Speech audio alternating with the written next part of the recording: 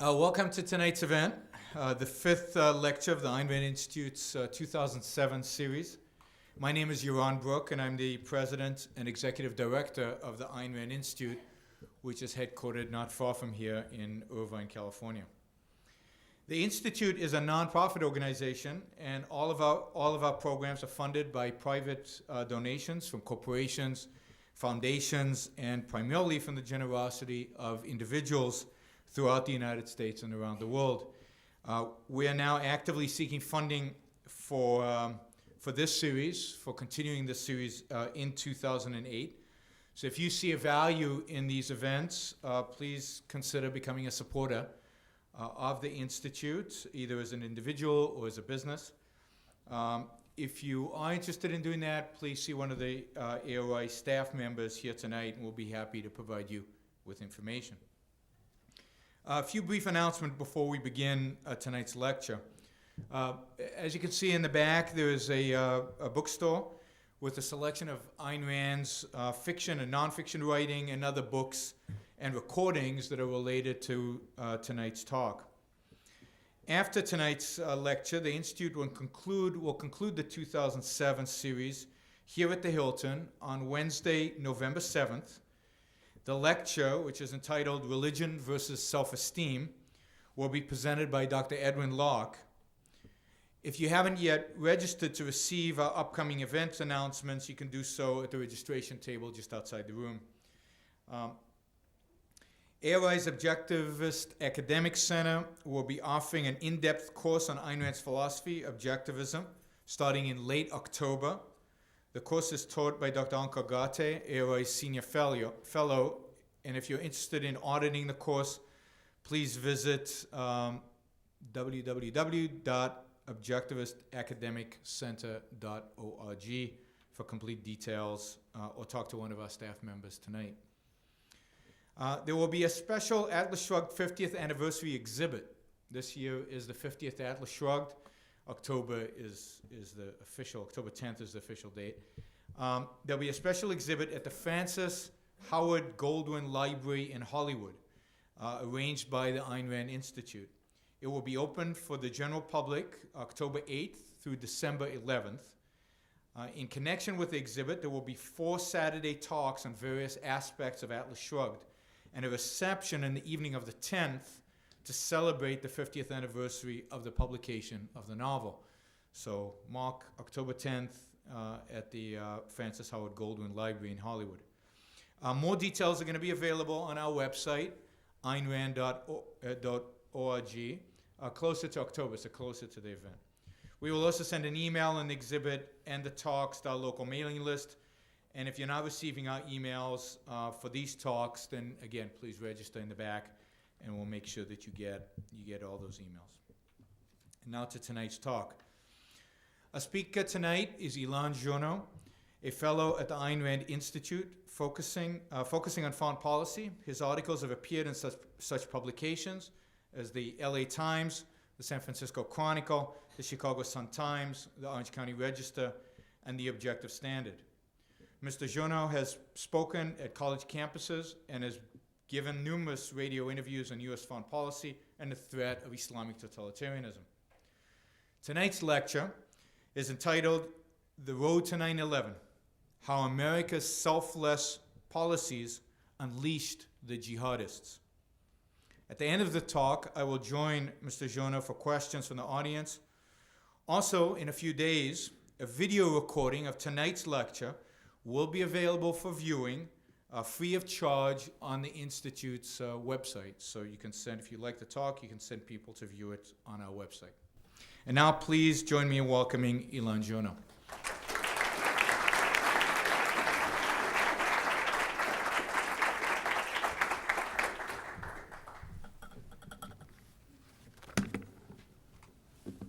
Good evening.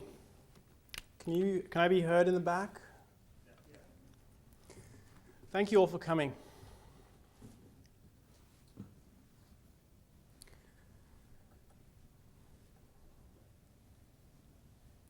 Nothing in the Middle East has turned out the way our leaders in Washington had promised. In Afghanistan, the military campaign was long seen as the good war, a clear-cut success. But instead, 6 years on, the Taliban are undefeated, and they have regrouped and rearmed, and they are back with a vengeance. Consider Iraq. By now, our soldiers in Iraq should have returned to a hero's welcome, to victory parades. But instead, they're returning in body bags. More than 3,700 Americans have already perished in Iraq. Every day, more of our troops are butchered, shot down, blown to pieces.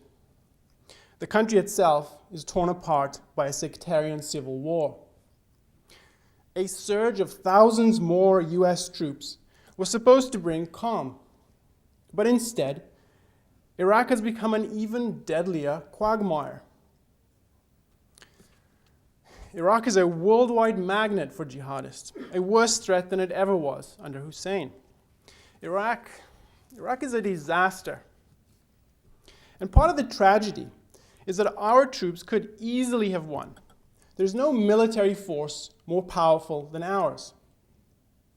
But Washington deliberately ensured that our soldiers were not allowed to win.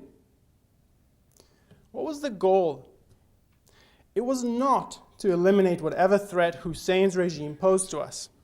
If that had been the goal, it could have made Iraq a legitimate first step toward defeating our chief enemy in the area, Iran. But instead, Bush has sent our troops to bring the vote and the good life to Iraqis and Afghans.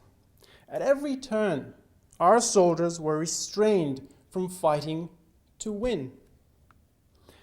Our military was ordered to pursue insurgents only if it simultaneously showed compassion to civilians. Our military did drop bombs, but instead of ruthlessly pounding key targets, it was ordered to gingerly drop bombs and avoid hitting any holy shrines or mosques where we knew the enemy was hiding. Instead of focusing on capturing or killing the enemy, our troops were also diverted to a host of reconstruction projects. In Bush's so-called compassionate war, American troops were forbidden from using all necessary force to win. They were compelled to pull their punches and put the lives of Iraqis and Afghans above their own. Such a campaign is indeed, to use Bush's word, unwinnable. Iraq is a no-win war, a war that our troops are not allowed to win. How have Americans reacted to this? With disgust, anger, frustration. People look at Bush's disastrous pretense at a war, and they think, we've tried the military option, and it failed. Never again. Now, this reaction has a parallel in the reaction of Americans to another catastrophic war, Vietnam. That war also bewildered and demoralized the nation. Do I believe we should have gone there? No. But once our troops were in Vietnam, in justice, we should have allowed them to defeat the enemy, at least to defend themselves, and to use the force necessary to do so. But that's precisely what Washington refused to do. Vietnam, like Iraq, was a no-win war. Then, as now, the reaction of our people was to reject military force as such. Americans pushed the military option off the table. And instead, people embraced the same policy that many Americans are embracing today. What we're hearing today is a steady drumbeat for diplomatic engagement, as it's called. We'll consider some of the crises and threats we face today. What should we do about the insurgents in Iraq? Well, engage Syria and Iran to help bring stability. Take their interests into account and reach some sort of compromise. What should we do about the resurgent Taliban in Afghanistan? Invite them into the political process. Compromise, accommodate some of their demands. What should we do about the ominous threat from Iran's pursuit of nuclear technology? Seek a political, not a military solution. Send in the diplomats. Why? What's the reason for adopting this approach? Well, let's consider the case for engaging Iran over its nuclear program, perhaps the gravest threat to our lives today. So this is the idea. If we back off, then Iran will back off as well. If we can demonstrate our commitment to talks and our rejection of using military coercion, then we can ease the tensions. That means, for example, that we should withdraw our navy from the Persian Gulf, since that is seen as a provocative situation. And such measures will open the door to talks with Iran. Here's how one advocate explains this. Quote, "The Iranians will not end their nuclear program because we threaten them and call them names. They will renounce nukes because we convince them that they will be safer and more prosperous if they do that than if they don't." Unquote. So the premise here is that Iran, like us, seeks peace and prosperity, and that no one, not even the mullahs, would put their moral ideals before a steady flow of loot. So our goal, therefore, should be to offer Iran a sufficiently juicy deal. We have to provide them an attractive package of incentives, and it, in exchange, will end its nuclear quest. Now, there has to be some mix of incentives, money, aid, trade deals, that satisfies Iran. We just have to negotiate the details. And while hashing out the deal, we should remind Iran that in addition to the carrots, we also have a stick. In other words, if the talks get bogged down, for example, then we might, just might, as a last resort, turn to coercive measures. We might apply some pressure on Iran to move things along. But of course, this is merely a negotiating tactic, a meaningless, transparent ploy, since the whole negotiation process is predicated on our rejection of all military force. Now, these negotiations are supposed to produce a win-win deal, a peaceful resolution to the crisis. This, in a nutshell, is the case for engagement. We have to offer Iran an attractive enough deal so that it will realize that it is better off without nuclear technology, and so agrees to give it up. This is what people today believe is our best hope. Abandon the notion of using military power to defend our lives, and instead engage with our adversaries. What does this policy in fact lead to? Tonight I want to look at what it means to adopt such a policy. Is this the policy that can bring us security and protect our freedom? That can bring us a day when we don't have to fear nuclear-armed Iran, sending its terrorist agents to blow themselves up in our shopping malls or on our bus to work? Can this policy bring us to the world where each of us can pursue his own happiness and prosper without having to spend another moment contemplating the threat from Islamic totalitarianism? Because the threat of such terrorism has ended. Can it deliver this? What do you think? I'll tell you my view. I believe this policy is catastrophic. This was Washington's dominant policy in the decades since Vietnam. This policy's proper name is appeasement. Far from ensuring our security, far from preventing bloodshed, this policy invites our enemies to attack us.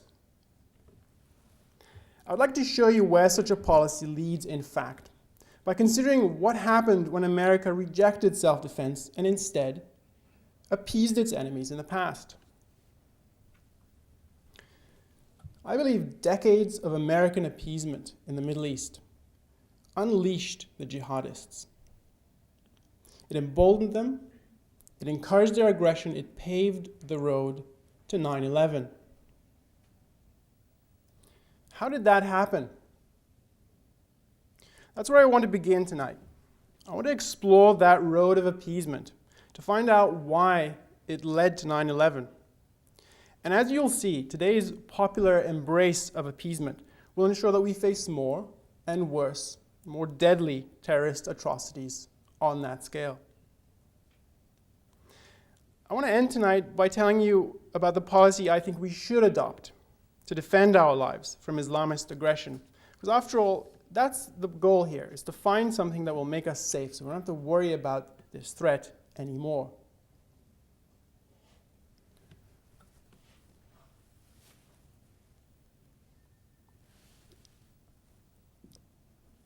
Let's start with a major milestone on the road to 9/11.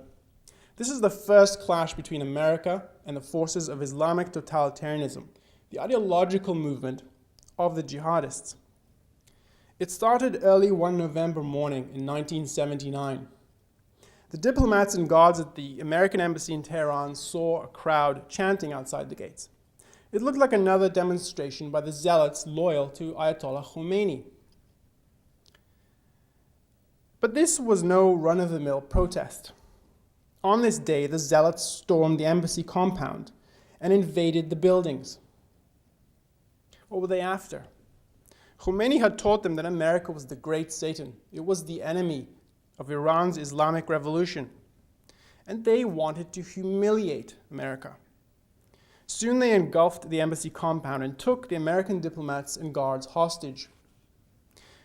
These hostages, who were not soldiers caught in battlefield, they were just diplomats, paper pushers. These hostages endured a living hell in captivity. I want to give you a flavor of what it was like. Put yourself in their position. One morning, you're dragged into a room and thrust in front of what looks like a firing squad. Will they do what Iranian firing squads are notorious for? Will they start spraying you with machine gun fire from the feet up, slowly working their way to prolong your agony as you die from the bullets? Imagine standing there waiting for the bullets to pierce your flesh. Imagine waiting there, watching the gunman take aim, waiting until, suddenly, instead of a burst of gunfire, the guns are put away.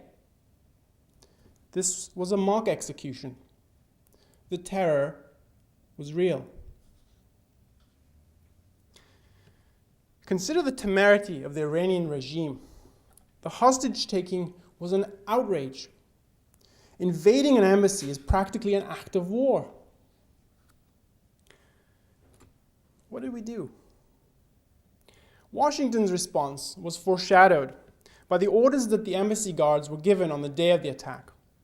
Facing the invading militants, the guards were instructed not to fire their weapons, lest they anger the mob. Such reluctance to stand up to Iran's aggression pervaded the response of Carter's administration. With the specter of Vietnam looming in the background, the administration embraced diplomatic engagement, a euphemism for appeasement. Instead of threatening an overwhelming and decisive military retaliation unless the hostages were released immediately, instead of sending US troops to rescue the hostages in the first or second day, instead of that, Carter cast aside any thought of military retaliation. No military action. The prevailing fear was that any self-assertive step would upset the Iranians. So instead of immediately expelling Iran's ambassador from Washington in protest and in rebuke, the administration deemed that it would be better to leave that line of communication open, just in case. Now, Carter did freeze Iranian funds, and he imposed some trade sanctions.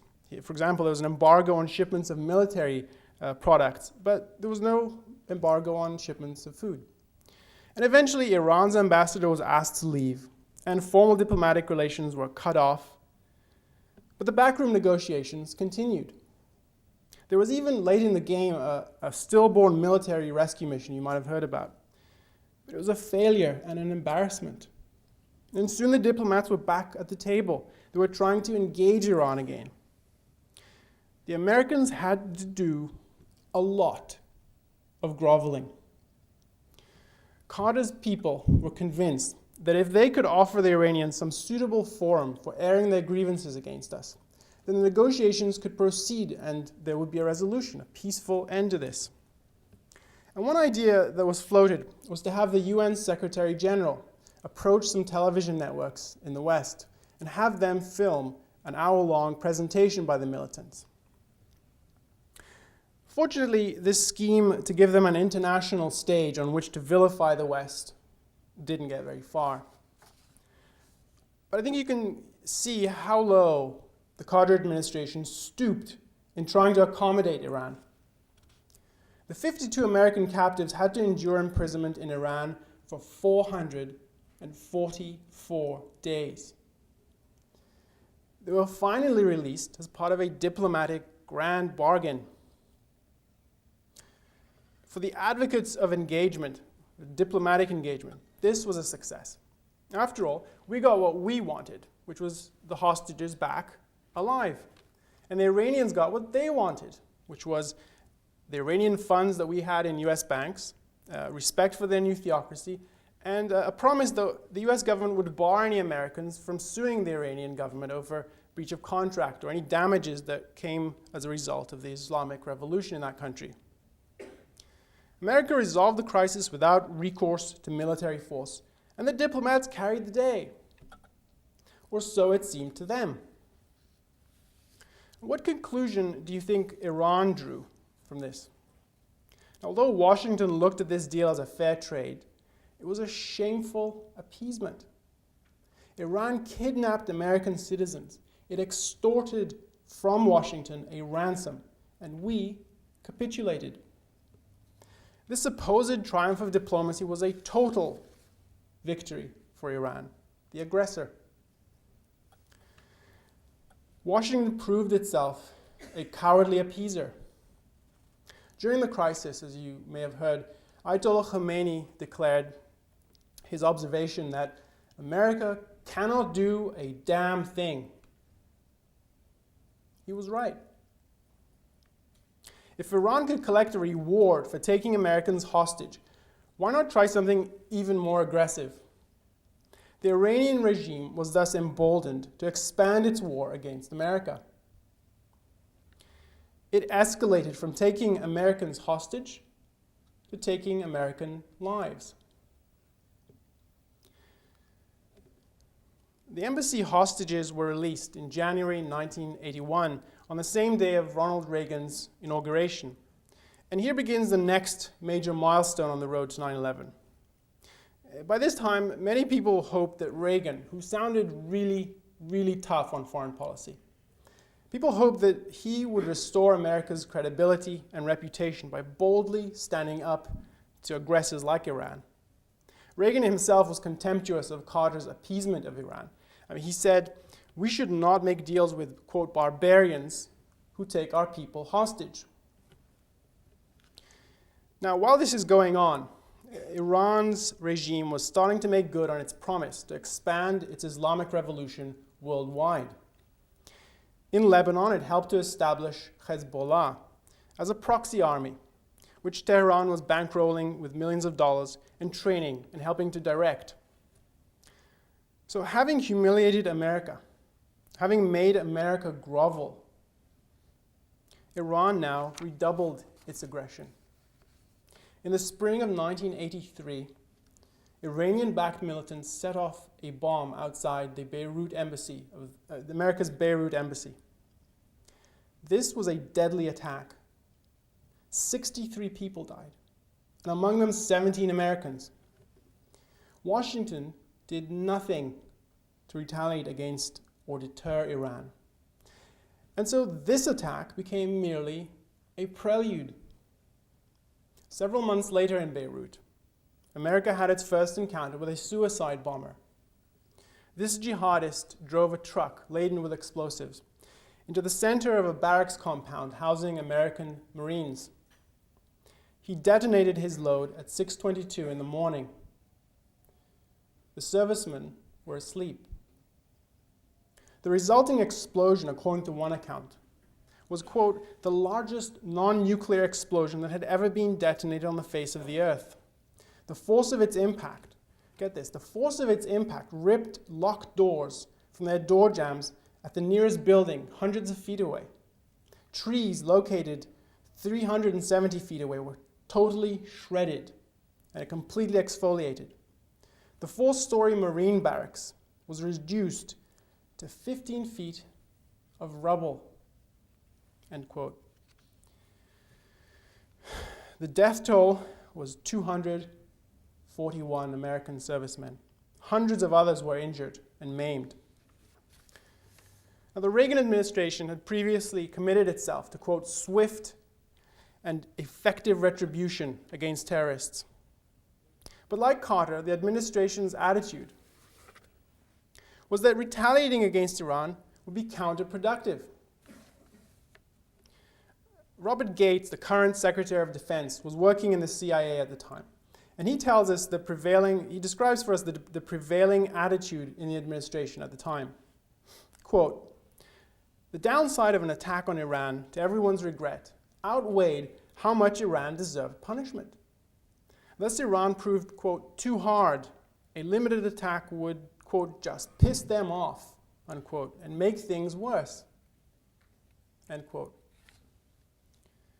Washington ultimately tossed a few missiles at camps in Lebanon, which did nothing to deter the terrorists.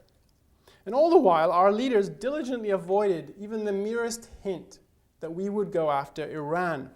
We would use military force to punish that regime for massacring hundreds of Americans. That option was off the table. Not long after that massacre, Reagan pulled the last of the troops out of Lebanon. Now, I don't think they should have been there in the first place, but I think you can make a very good argument. I think this is true, that once they were there and they were attacked by Iran's proxy force, it was suicidal not to retaliate. To retreat, as we did, only encouraged Iran and its Islamist brothers in arms across the world. And within weeks of the attack on the Marine barracks, the US Embassy in Kuwait was bombed. Now, the lesson here was clear to that despicable creature, Osama bin Laden. In 1998, he told an interviewer, quote, "We have seen in the last decade the decline of the American government and the weakness of the American soldier, who is ready to wage cold wars and unprepared to fight long wars. This was proven in Beirut, when the Marines fled after 2 bombs," unquote. This is bin Laden, the man who gloats over 9/11 in his latest video. Washington yet again appeased Iran, hoping that our passivity would somehow mollify the Iranians. But yet again, appeasement energized our enemies and pushed us farther down the road to 9/11. If the Islamists regarded American appeasement and our refusal to retaliate as a green light for even worse attacks, then what should they conclude when America puts weapons and money into their hands? Well, that is precisely what the Carter and Reagan administrations did. You've probably heard about these schemes. Carter started and Reagan continued a policy of supporting the jihadists in Afghanistan. Why? Well, they were against the Soviets, and so were we. Well, they were anti-American as well, but don't let that bother you. And among these holy warriors was bin Laden. When the Soviets left, surprise, surprise, they turned their sights on us. Now, later on, Reagan's administration wanted to release a number of American hostages who had been taken captive by Iranian-backed groups in Lebanon. So he came up with this idea. You probably heard this one.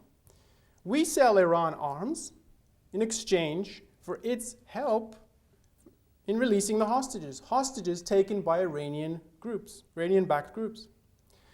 This appeasing ploy was exposed in the Iran-Contra affair. Is there a more shameful spectacle than of a powerful and innocent victim on its knees, appeasing and laboring to arm and abet its own destroyers?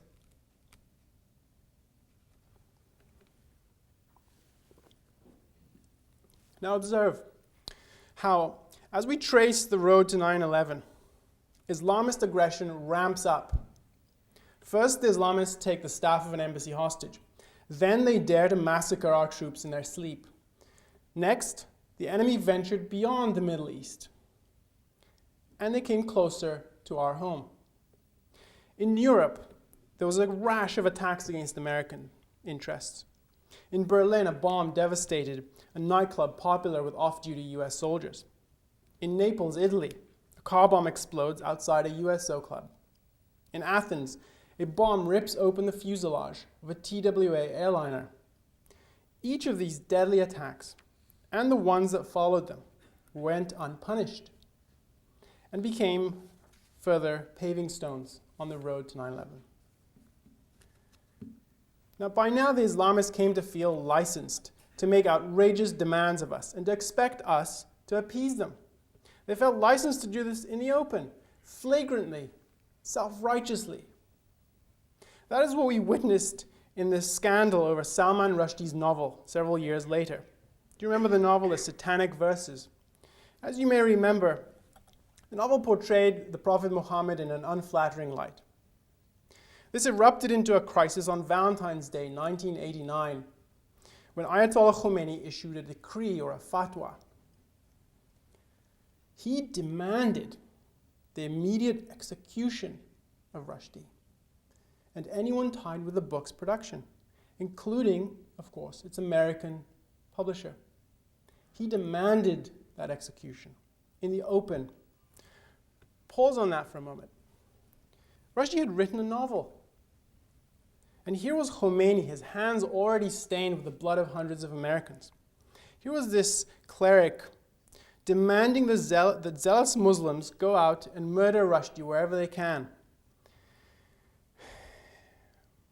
This was not some shadowy plot to blow up Marine barracks. This wasn't some hidden contract hit. This was a public, self-righteous call to murder. And furthermore, this was a demand that America and other nations suspend a crucial principle of secular society, the principle of free speech. Khomeini was commanding us to submit, to bow in deference to the barbaric notion of slaughtering whomever he accuses of offending Islam. Did Washington declare that an individual's freedom of speech is sacrosanct? Did Washington vow to hunt down and bring to justice anyone who dares to act on Khomeini's death decree? No.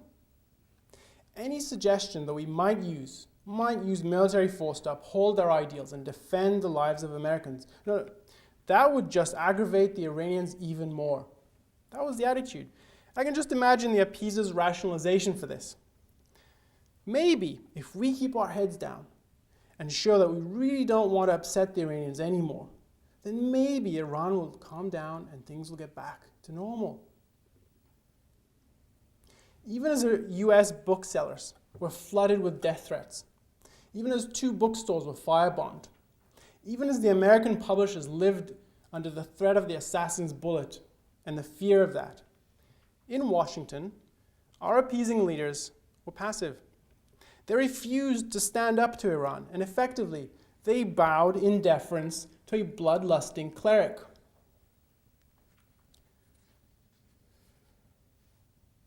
The Rushdie scandal, another milestone on the road to 9/11, demonstrated that Washington did not believe it had a moral right to assert itself against those who seek to murder Americans on our soil. Here was another case of appeasement through passivity. Now, there's a pattern running through all of these incidents I've described to you, all of these milestones. America continually refuses to defend itself, discounts the military option, and instead continually appeases. And in tandem, as we do so, the Islamists are emboldened to step up their aggression, from kidnapping to murderous bombings, to attacks beyond the Middle East, to open incitements for murder on our own soil. What's the next step? The next step in the escalation was to bring the terror war to our shores. Do you remember the first attack on the World Trade Center in 1993? It was supposed to be a catastrophic attack. The truck bomb, fortunately, failed to bring down the towers, although the blast killed 6 and injured more than 1,000. Think of this as a dry run. Think of the subsequent attacks in Saudi Arabia, Kenya, Tanzania, Yemen as probes to see how much aggression America would tolerate. Do you remember the 1996 explosion of US barracks in Saudi Arabia? That bomb ripped the face of an 8-story apartment building and annihilated 19 American servicemen. No action was taken against the attack's sponsor, Iran, because Washington wanted to improve relations with Iran and pursue a diplomatic dialogue. I wonder, what are normal relations between a regime that mass murders Americans and us? How do you normalize relations with them? Anyway, do you remember the 1998 bombings of US embassies in Kenya and Tanzania? Islamists set off massive bombs that killed hundreds of people. One bomb leveled a 3-story building and incinerated dozens of people on a bus nearby. Now, Washington did rouse itself to retaliate, and it sprinkled a few bombs on terrorist camps in Afghanistan, and it targeted a supposed chemical weapons factory in Sudan, which turned out to be a pharmaceutical plant. There was a lot of blushing in Washington. And regardless, these meek, half-hearted gestures were futile because they lacked all credibility. Do you remember the 2000 attack on the USS Cole in Yemen? 2 suicide bombers, apparently veterans of the anti-Soviet jihad, came alongside the warship in a small fishing boat loaded with explosives. That blast caused a 40-foot by 40-foot hole in the ship's hull and killed 17 servicemen.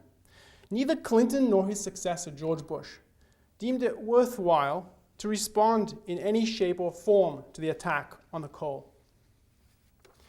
One of the fishermen in Yemen after the attacks was interviewed, and his comment might as well have been that of one of the jihadists, with satisfaction in his voice, perhaps even pleasure.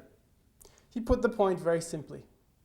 Quote, "You have big ships, but look, you are nothing." Unquote. True enough. Without the will to use its military strength and the certainty that it has a moral right to retaliate, America is impotent. By now, the Islamists had every reason to view America as a mighty lion that behaved like a timid mouse. Observe how, after the storming of an embassy in Tehran and the kidnapping of its employees, we faced the wholesale murder of Americans, blown up in their beds, at cafes, in nightclubs, on airliners. Observe how continual appeasement served not to diminish the enemy's ardor, but to inflame it, not to placate the enemy, but to infuse it with audacity, the audacity to put a bounty on the head of a novelist and his publishers. Observe how America's refusal to defend itself and its perpetual appeasement galvanized the jihadists. Observe how, step by step, from the storming of an embassy in Tehran one November morning, we come to a different morning in Manhattan, watching television images of thick smoke spewing out of the windows and fill the sky, watching as a voracious fire consumes everything in its path, watching as desperate office workers fling themselves out of the windows, watching as 2 gleaming skyscrapers imploded, reduced to rubble.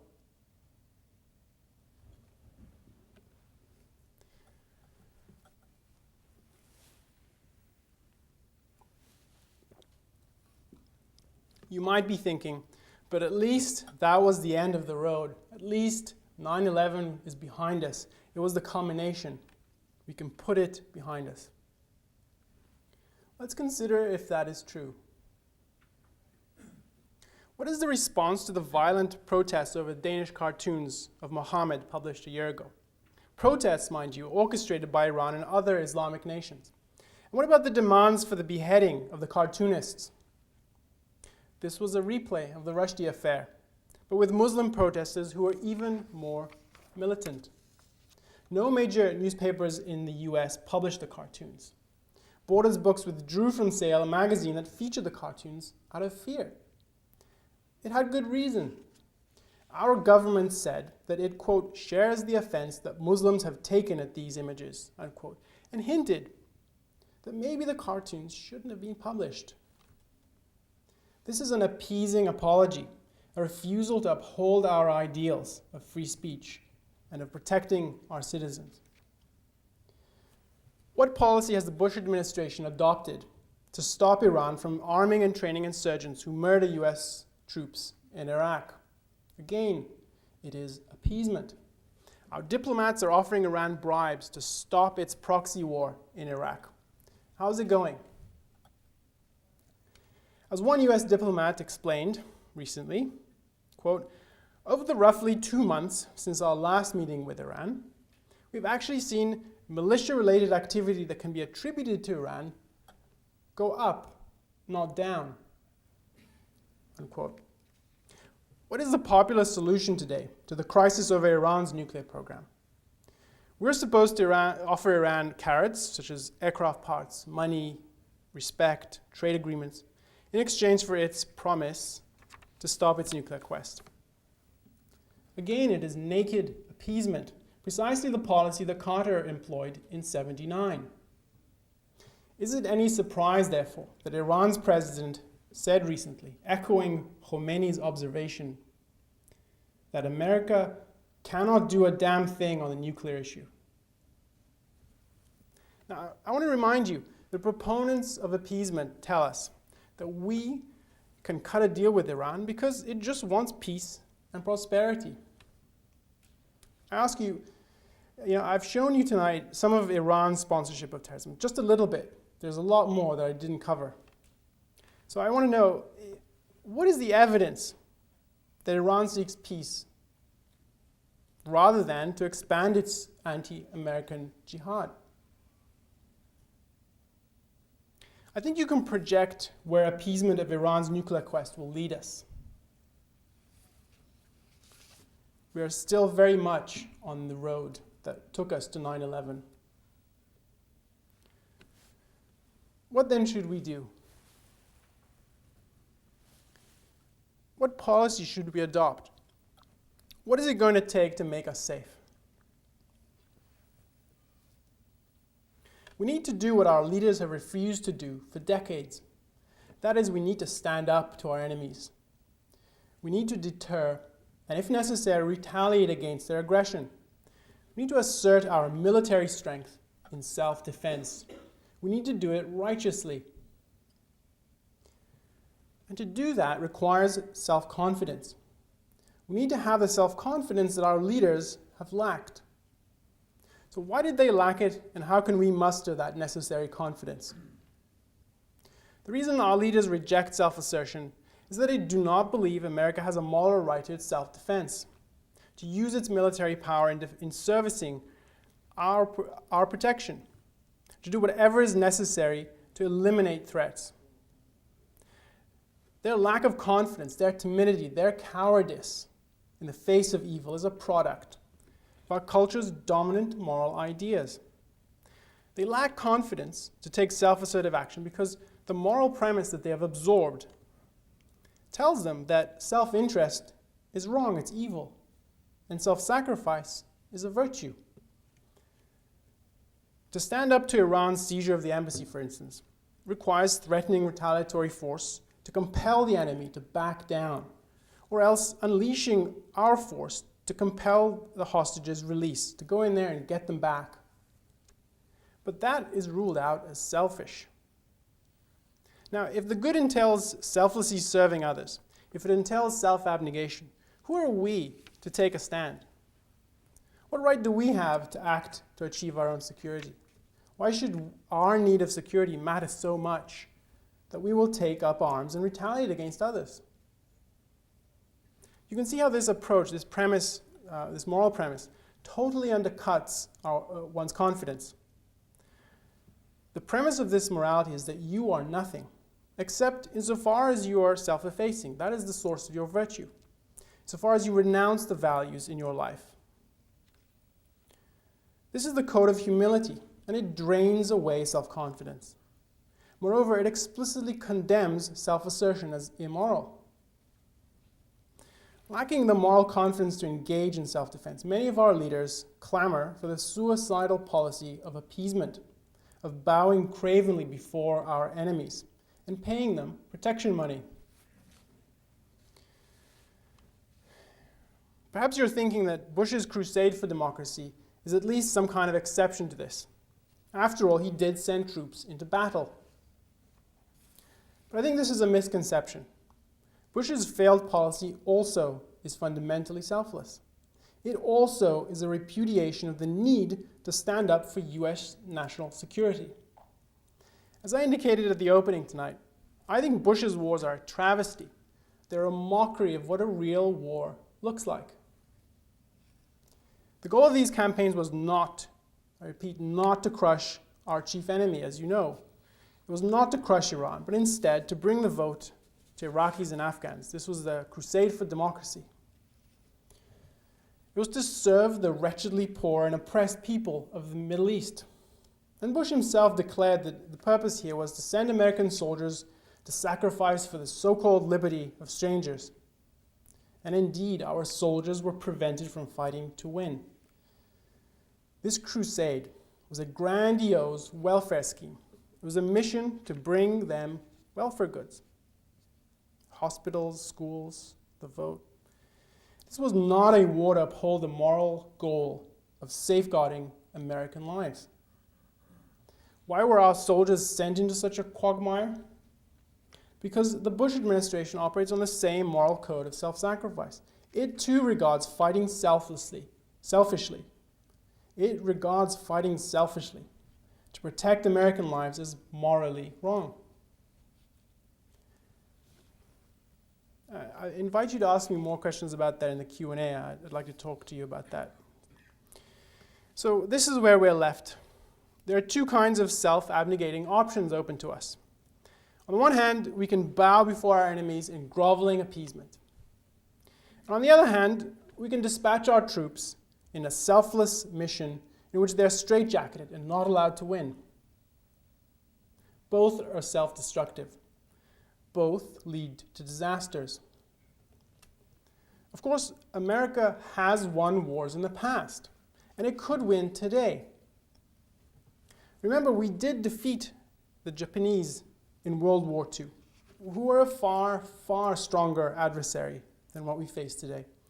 And we won not by sending troops to bring them the vote, nor by sending our people to lick the boots of the Japanese in fawning appeasement. No, we brought them humiliating and unambiguous defeat, and that is how we won. We can and we should do the same in confronting Iran today.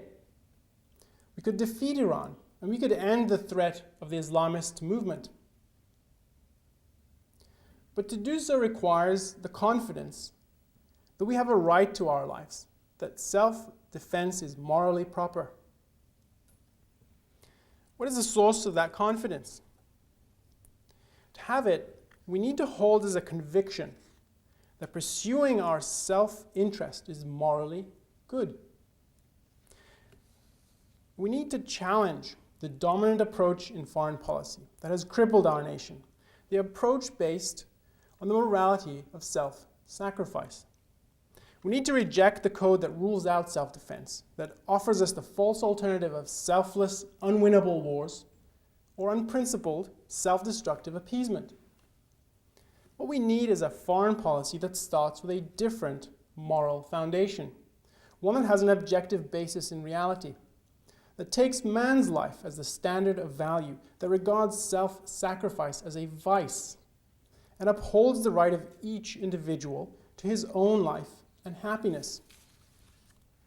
This is the moral ideal of Ayn Rand's philosophy of objectivism, the ideal of rational egoism. This is the basis for the conviction that our lives matter that we have a right to live in freedom and security, that we have a moral right to assert ourselves and eliminate the threats arrayed against us. This is the moral basis of the self-confidence that America has lacked and desperately needs today. Rational egoism is a revolutionary idea in moral thought.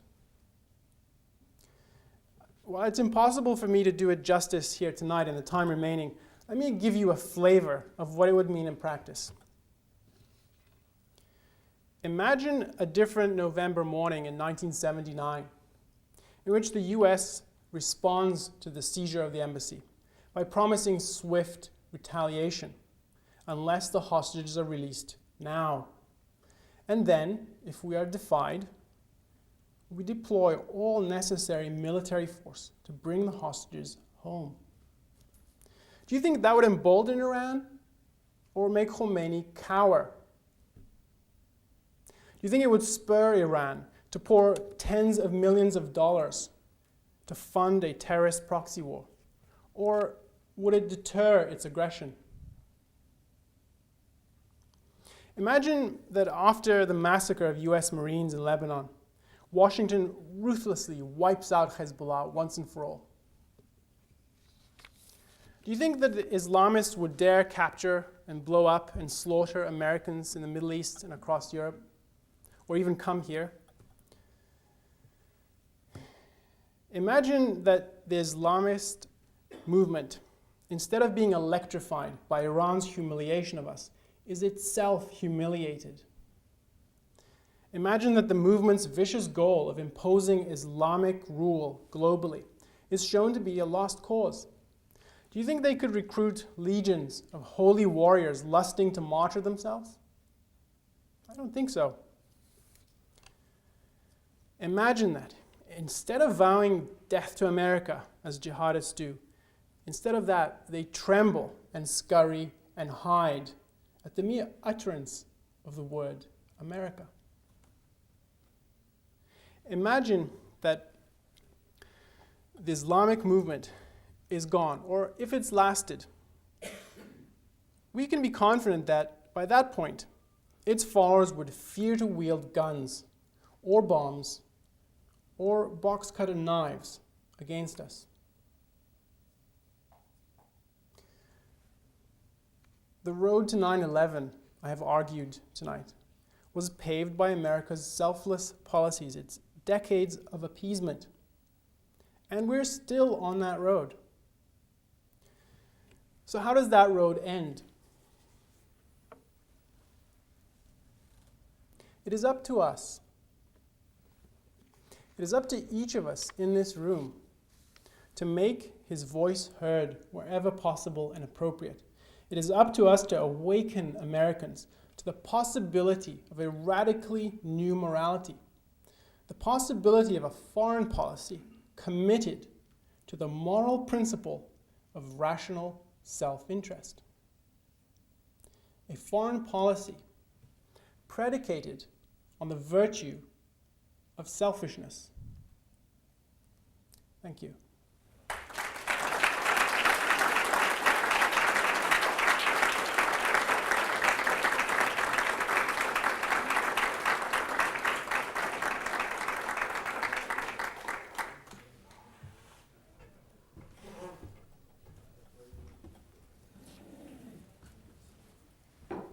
There's a mic in the middle, if you have any questions. Good evening. Sir, you have done a terrific job in scaring the Americans of the so-called Islamists. I am Muslim from the occupied West Bank of Palestine. We have a family in a village next to the wall that was built by the American taxpayers. You were successful in avoiding the mention even once the word Israel in all this 1-hour speech. Academic honesty requires that all factors of the subject matter are discussed or at least mentioned. Everyone in the Middle East knows that Israel which is occupying the Palestinian area since 1967, is for me the cause of the Islam-West struggle. Would you please tell the audience about the Israeli factor in the Middle East? Thank you. Sure. Thank you for the question. I completely disagree that Israel has any sort of causal role here, except that it is used by a lot of Arab leaders, and especially by the Islamist leaders, to vilify the West, to say that America has its hand in the Middle East and is meddling. And this is a very useful excuse for them. It's a kind of stalking horse. They can always blame Israel and say, oh, this is why we're upset. But I think it's dishonest that they do this. The antagonism that we face in the Middle East from Islamists, and from a lot of Arabs who wouldn't consider themselves Islamists, but who are still somehow sympathetic or at least antagonistic to us, that antagonism is not based on some political grievance. The grievances are, they're used to rouse up the rabble a lot of the time, and even to recruit people. Fundamentally, though, I think this is an ideological issue. Why does bin Laden hate America? And why do his followers want to destroy it? Because they believe that America is the embodiment of evil. It is a secular society that respects the individual. It's a society where you do not have to bow to Islam or any religion. It's a society where the individual's sovereignty is sacrosanct. That was the idea behind the founding fathers. And that is precisely antithetical to their outlook. Now, they want the individual to be subjugated under Islam and to be completely submissive. And for them to have America out there as a successful nation, the most powerful and wealthy nation in the world, is an obstacle to their goal. What is their goal? They want to spread Islamic rule around the world.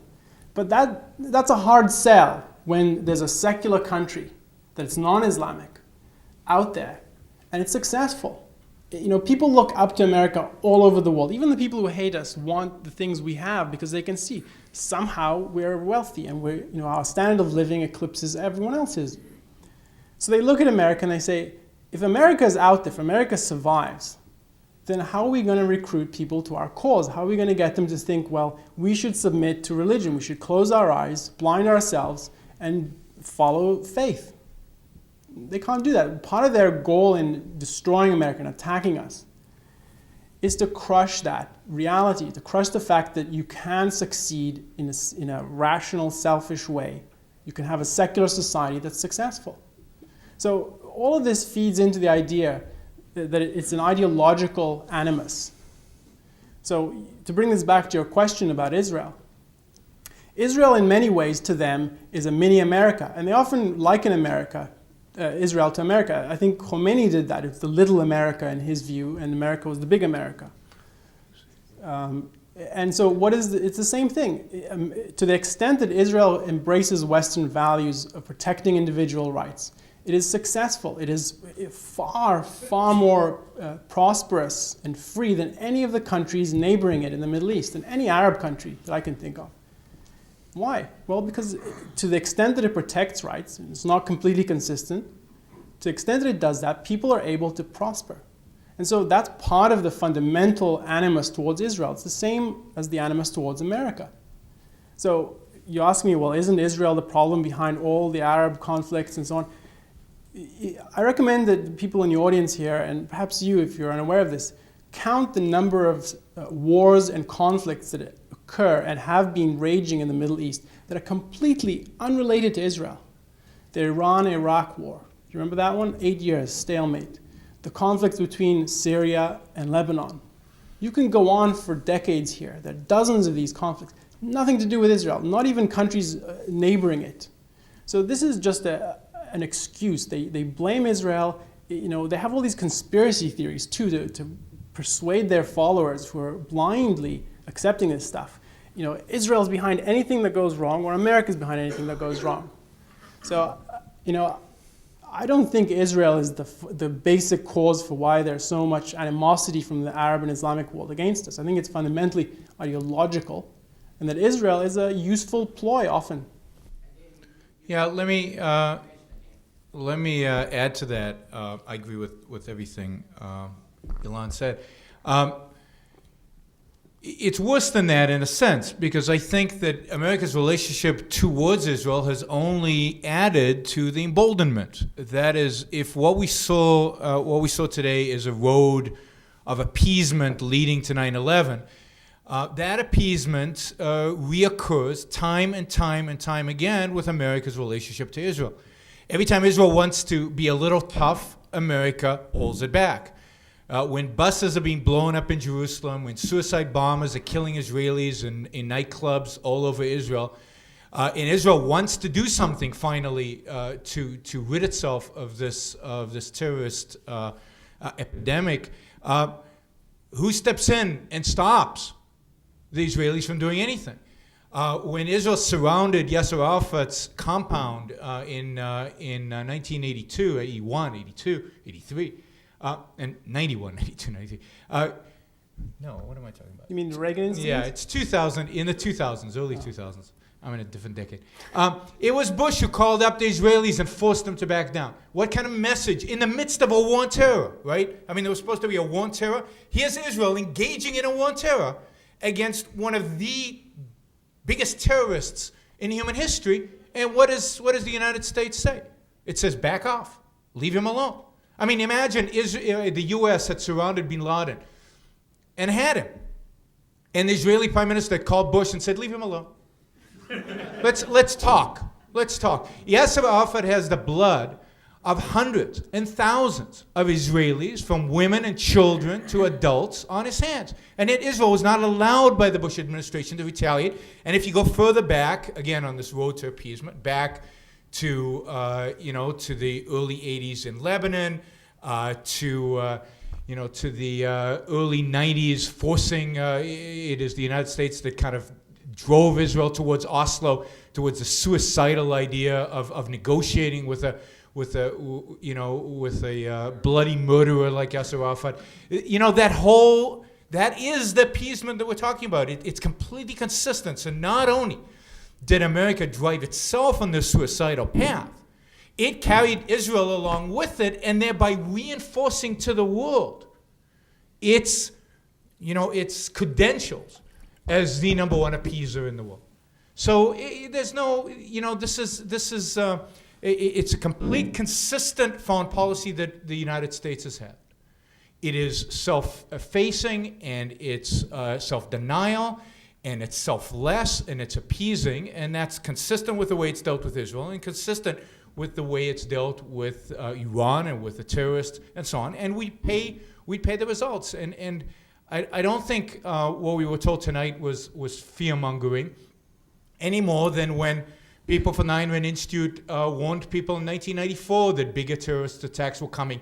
Because once you identify that appeasement only leads to more evil, that appeasing evil leads to more evil, that any compromise with evil strengthens evil.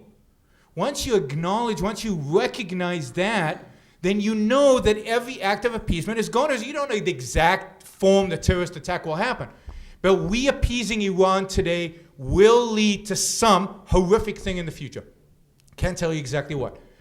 Us appeasing, the Pakistanis and the Taliban today and not going after bin Laden will cause some catastrophe in the future. Can't tell you what exactly. It's not hard. Once you follow these roads, once you see what appeasement leads, you see the principle, and you can predict the future in that sense. So this is not fear-mongering. This is what's going to happen unless America changes its foreign policy. I'd like to add one thing to that before I continue. It's worth considering the people who are supposed to be looking at the Middle East and studying it and telling us what to expect and how to structure our policy, the scholars in this field. For decades, they have been working to deny the reality of the Islamist threat. 6 months before 9/11, there was a conference. One of the leading people in the field of Middle East studies went up on a stage and he gave a lecture. And what is his conclusion? This whole bin Laden stuff is cooked up as scaremongering. Don't believe it. This is part of America's ploy to, expand its reach in the world. This has all been just scaremongering and fear. 6 months later, you know what happened. So I think denying this isn't going to make it go away. If you're dealing with a more rational enemy, I believe that it is possible that more decisive military action is going to create an effective deterrent.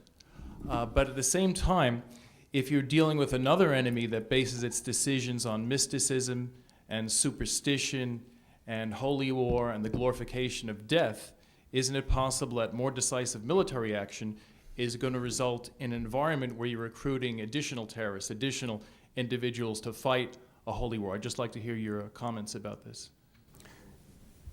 I don't agree with that view. I definitely think that there's a reason why they can recruit people. And as I indicated in the talk, I think it's largely based on the fact that they think, it's exclusively, I think, based on the idea that they can gain if they fight. In other words, that when these people blow themselves up, they often are sold on this idea you go to heaven and you get these virgins. But part of it is they think that there will be concrete, real results, that after they're dead, they'll be remembered in the new Islamic world that they've helped to achieve. But decisive military action, the point of it is you don't want to just stop the tanks or stop the people from firing bullets. That is necessary, but it's crucial to do it in such a way that you show that the goals that they're after are unreachable. And so the ones who are recruited by the idea, if I go out there and do this, I can advance this goal, they won't want to. I think the large number of the followers and the fighters fall into this category, and they're stoppable by this means. Now, I think there's a very small number, especially the leaders and the organizers, who are completely sold on this irrational idea that they don't care about their own lives. And there's little you can do about someone who doesn't care if he dies or lives. But you can stop the movement as a force by stopping the mass who believe that they're going to achieve some concrete end. Did you want to add to this? Yeah.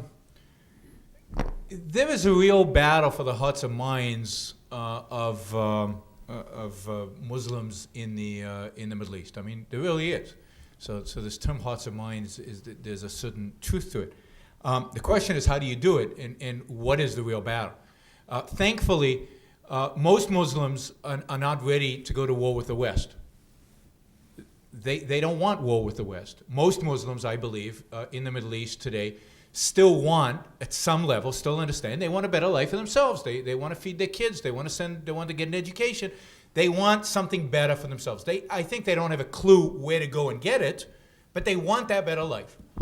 There is a certain faction that is on the edge. They've kind of given up on the status quo, and they're looking for answers. And now the question is, who's going to give them those answers? Bin Laden. And how does Bin Laden get those answers to them? Well, through September 11th. September 11th was a huge PR. Here he was, bringing America to its knees. And he's still alive 6 years later to tell about it and to brag about it on television. There's no better recruitment tool in the entire world than that for people who are looking for answers. The Arab world, not all the Muslim world, but particularly the Arab Muslim world, is suffering right now. They're looking for answers. What they've been experiencing for the last several centuries has not been good. It ain't working. They're looking for answers. Bin Laden says, I have answers. And my answers are so good that I can show you. I brought the Soviet Union to its knees. Bin Laden takes credit for the dismantling of the Soviet Union. It was his victory in Afghanistan that brought the Soviets to their knees. And I'm going to bring America to its knees. And if you follow me, I'm going to bring you this Islamic heaven, this Islamic empire, a resurrection of the golden age of Muhammad. And what does America do? Nothing. As Khomeini said, they can't do anything. Well, who does that reinforce? That just reinforced Bin Laden. So all those people on the fence, and I believe we're talking about tens of millions of people who are on the fence. All those people on the fence see America. Yeah, they've got a lot of wealth. They've got a lot of military power, but they do nothing with it. They're empty. They look shallow from a moral perspective. and then they've got all these wonderful technology, but they don't use it. They can't defend themselves. They have no moral fiber. They have no moral certainty. I don't want to be like them. Bin Laden here is offering me a solution. So the people on the fence are going to go with him. I agree. The people who are radicalized already, the people who are willing to blow themselves up right now, you're right. They just want to blow themselves up, and those people you have to kill. But the people who are on the fence can still be convinced, and the only way to convince them is by showing moral fiber, by showing that we represent a civilization that has self-esteem, that believes in itself, that has self-confidence, is willing to defend itself. We have values. But how can we say we have values when we're not willing to fight for them?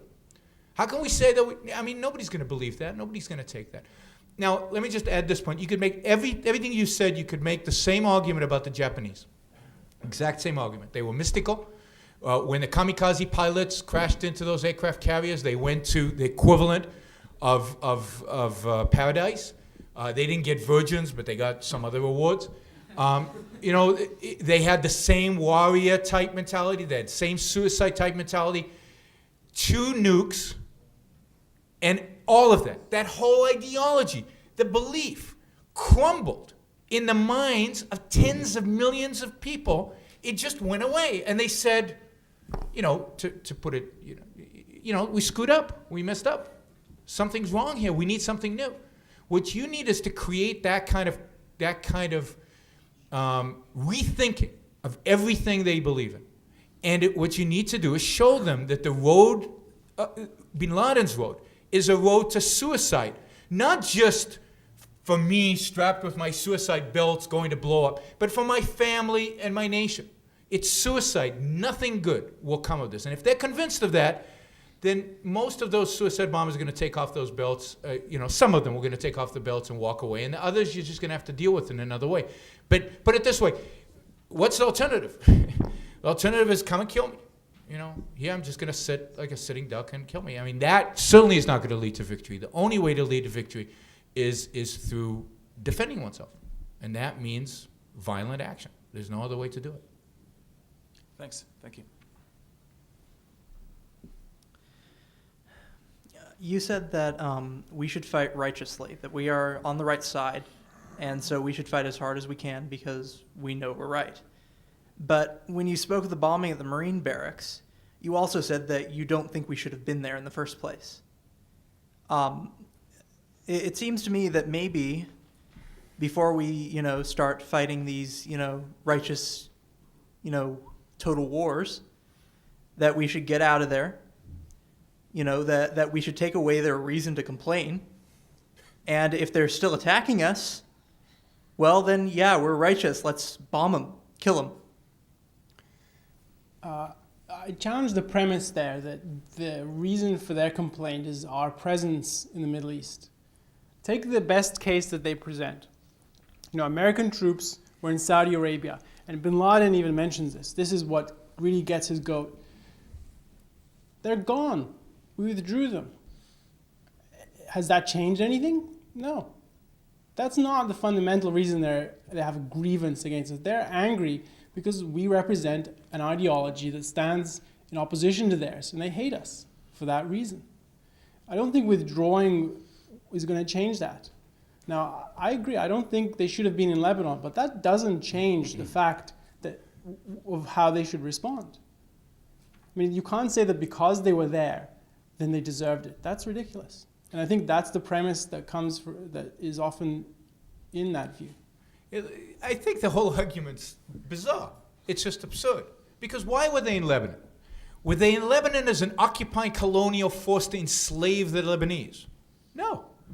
They were in Lebanon to save Yasser Arafat's butt when Israel surrounded Western Beirut. It's the UN, backed by the United States, Marines escorted Yasser Arafat onto a ship that sailed with thousands of his terrorist brothers to Tunisia. They were there to save the Palestinians. And then why did they stick around? Did they stick around for the cause of American occupation? No. They stuck around for another selfless reason. They stuck around in order to prevent a brutal, nasty civil war from going on in Lebanon. They stuck around to prevent, if you will, the Israelis from taking the rest of Beirut. They stuck around to help the Lebanese. For that, they were killed. It's like saying, we don't, we're against Iraq, right? So therefore, the insurgents are right to kill Americans, right? Because America shouldn't be there. I mean, that's ridiculous. Why is America there? It's to bring them freedom. And how do they reward Americans? By killing them. This is how much they want freedom. They want freedom so much that they're fighting the people who are dying to bring it to them. So this is the truth. This is the truth. What was the first thing Bush did there? Is build sewers and schools and give them elections. They're voting. They could have been freer than they ever have been in Iraq. If they laid down their weapons, America would have been home by now. So the reason Americans are being killed in all these countries is because there are easier opportunities to kill them in Beirut and in Iraq and in Saudi Arabia and off the coast of Oman than they are to come to the United States and kill them here. It's easy to kill them over there. I mean, it's the same story, to tell the full truth, with the Palestinians in Israel. If the Palestinians want freedom and prosperity and a good life, then Israel has it. Why attack Israel? Arabs in Israel are freer. They vote. They have property rights. They have more wealth and freedoms than in any other country in the Middle East. Any other country. They bless, those who are honest, bless Allah that they were born in Israel and not in Syria or in Lebanon or in Jordan or in Saudi Arabia or in any of the countries in that region. Why? Because they have rights protected in Israel. More so, now, I can be critical of Israel, of some of Israel's policies, but more so than in any other country, certainly more so than under the Palestinian Authority ruled by Yasser Arafat. So if they were really concerned with freedom, then they would embrace Israel, not kill Israelis. And it's the same thing with Americans. If they truly cared about their freedom, if they really just, this was just their expression of, their will to be free, then they would embrace America. America is the symbol of freedom around the world, not the symbol of oppression. We don't go colonize, and we're not, pre-Bush at least, we weren't building an empire, right?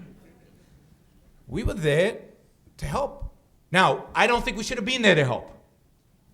I think it's a false American foreign policy to go and bring the good life to the Lebanese or to the Iraqis or the Saudis or to anybody. But you can't, once we're there, you can't say, in the name of freedom, we're going to blow you up. That's ridiculous. Not given, the world in which they live. So they have no grievances against America. They have no grievances against America. There were American troops in Saudi Arabia. So, I mean, you could have grievances against the regime in Saudi Arabia. Why were they in Saudi Arabia? I mean, they were there to defend the Saudis. Yeah, from Iraq. From Iraq. That's why they came to Saudi Arabia. And when the hostages were taken in '79, there were no American troops in Saudi Arabia. There was an embassy. I mean, all the military personnel that might have been involved with the Shah pre-'79 had left. I mean, it had nothing to do with that. It's pure hatred of America and everything it represents. And that is what these radicals are after. And the more Americans deny it, and the more Muslims deny it, all across the world, the deeper we sink into this quicksand, the worse things are going to get. Good evening. First off, I'd like to state that I don't mind who answers my question, just as long as it gets answered. Gosh, I missed the first part of your lecture or speech. I came in here late. But it seems what you're trying to say here is you're trying to amend a system that seems fundamentally flawed. I mean, this isn't the same America, I guess the same America that I'm thinking of that you are. I mean, I see this socialist welfare state that sort of not evolved, digressed from what it was meant to be. And what you're proposing here seems totally silly, totally insignificant when compared to everything else that should be reformed. I mean, could you clarify what you mean there? I mean, like welfare, for example. I mean, I see. So are you saying that Foreign policy is not so important an issue that there should be work to change it as other issues like welfare. Is that the thrust of your question? Yeah, and not just welfare, but I mean... Okay, I think I understand your question. There are a lot of things that need to be changed. And I invite you to come to future lectures because that's what we do here. We talk about the institutions and practices and policies in America that need to be fundamentally uprooted and changed. They need to be put on a different philosophic foundation. We don't accept the current institutions. We think they're wrong, and I invite you to read the sort of things we write and so on. And we cover the spectrum. The foreign policy it happens to be my focus, but we have people who write on business and environmentalism, all kinds of issues. So that's on that issue, but I think that the threats we face today elevate the issue of foreign policy to such a point where, if we don't deal with these threats, what will there be to save? Who will be around when 2 or 3 nuclear bombs go off that are set off by Islamists? I'm not trying to scare you. I think that's a possibility. People are going to die in mass numbers here unless we do something. So, I think there's a real issue here that we need to address, and we do need to do a fundamental rethinking of our foreign policy. I'm not denying that. I would go even further. Everything in American foreign policy for about 200, maybe 150 years is disastrously wrong. We've got ourselves into crisis after crisis because of the wrong ideas. Yeah, I also was wondering, why is it that you stress so much that we were innocent in the matter? It seems more than... Okay, let me just stop there because I want to give each person in the line one question. All right. Let me address that one aspect you raised at the end, and that'll be it. There is no question in my mind, no question, that the 3,000 souls who perished 6 years ago tomorrow were innocent. There's no question. No, I wasn't I don't talking... think that's beyond debate. No, I wasn't talking about September 11th at all. I was talking about our stance in foreign policy. I thought that's what you were referring to. American policy has been a mess. But that doesn't mean that we deserve aggression. It doesn't mean that the Islamists have a right to come after us. That's ridiculous. Yeah, let me... Isn't that the essence of war, though? If you're in the street and somebody pulls a gun and points at your head, and there's another guy standing next to you with his hand in your pocket, pickpocketing you, who are you more worried about? The gun, obviously. Yeah, well, that's exactly the point. Foreign policy since September 11th, I think from before that, but since September 11th, it should be obvious, has been elevated because you have a gun pointed at your head. You might not know you have a gun pointed at your head right now, but it is pointed at your head. And you better deal with it. I'm not saying don't deal with the pickpocketer. There'll be time to deal with him later, but right now you've got a gun pointed at your head. That's what elevates foreign policy to a prime position. Because it's life or death. If you're dead, whether there's a welfare state or not doesn't matter. What you need is to stay alive so you can fight the welfare state, so we can fight all the evils that are committed within this country. But that's meaningless if nukes start going off in our major cities. If terrorists start blowing themselves up randomly in malls and buses all across the United States, which after September 11th you should be worried about, and you should care about, you should worry about.